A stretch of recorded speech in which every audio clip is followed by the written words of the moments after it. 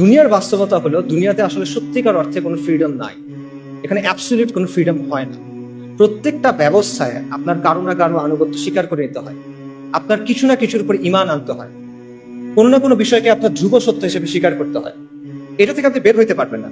Value neutral কোনো system হয় না, নিরপেক্ষ কোনো সিস্টেম হয় না। প্রত্যেকটা সিস্টেমের মধ্যে একটা না একটা রব থাকে যেটাকে মেনে নিতে হয়। ফ্রিডম অফ স্পিচের কথা বলে, অ্যাবসলিউট ফ্রিডম অফ স্পিচ বলে কিছু নাই, অ্যাবসলিউট স্বাধীনতা বলে কোনো কিছু নাই। প্রত্যেকটা স্বাধীনতা হলো একটা বাউন্ডারির মধ্যে দেয়া স্বাধীনতা। দাবা খেলার সময় চিন্তা করেন, যখন আপনি কেউ যদি দাবা খেলে, সে দাবা খেলার নিয়ম মেনে যে কোনো চাল দিতে পারে, কিন্তু নিয়ম সে চেঞ্জ করতে পারে না। নিয়মটা মেনে তাকে খেলার টেবিলে বসতে হয়। সেম জিনিস, যে কোনো সিস্টেমে ওই সিস্টেমের নিয়ম মেনে আপনি স্বাধীন, কিন্তু এই নিয়মগুলো আপনি চ্যালেঞ্জ করতে পারবেন। কাজে প্রকৃত অর্থে আসলে কোনো স্বাধীনতা নাই। মানুষ প্রত্যেকটা সিস্টেমে কারো না কারো সামনে সাজদা করে। আমরা করতেছি না, আধুনিক মানুষ করতেছে না। আধুনিকতা আপনাকে রাষ্ট্রের গোলাম বানাইছে, আপনাকে মুক্ত বাজারের গোলাম বানাইছে, আপনাকে নফসের গোলাম বানাইছে।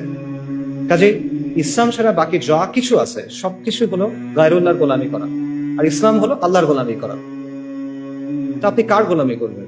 আপনি মানুষের গোলামি করবেন, মাখলুকের গোলামি করবেন, নাকি আপনি আল্লাহর গোলামি করবেন? সত্যিকারের মুক্তি হলো গায়রুল্লাহর ইবাদত থেকে বের হয়ে এসে এক আল্লাহর দাসত্ব মেনে নেওয়া। যখন আপনি এটা করবেন, তখন আমরা মানুষ হিসেবে আমাদের যে কসমিক রোল, আমাদের যে মহাজাগতিক ভূমিকা আল্লাহ আমাদের জন্য ঠিক করে দিয়েছেন খলিফা হিসেবে, তখন সেটা আমরা পালন করতে পারবো। তখন আমরা পুরো সৃষ্টির সাথে হারমোনিতে আসতে পারবো। আধুনিকতা প্রকৃতিকে ডমিনেট করতে চায়, কন্ট্রোল করতে চায়। এটা করতে গিয়ে সে ক্লাইমেট ক্যাটাস্ট্রফি করে ফেলছেন। কিন্তু আপনি যখন আল্লাহর দাসত্ব মেনে নেবেন, তখন আপনি এটার সাথে হারমোনিতে আসতে পারবেন। এখানেই আপনি প্রকৃত মুক্তি পাবেন। এটা ছাড়া সত্যিকার অর্থে কোনো স্বাধীনতা নাই।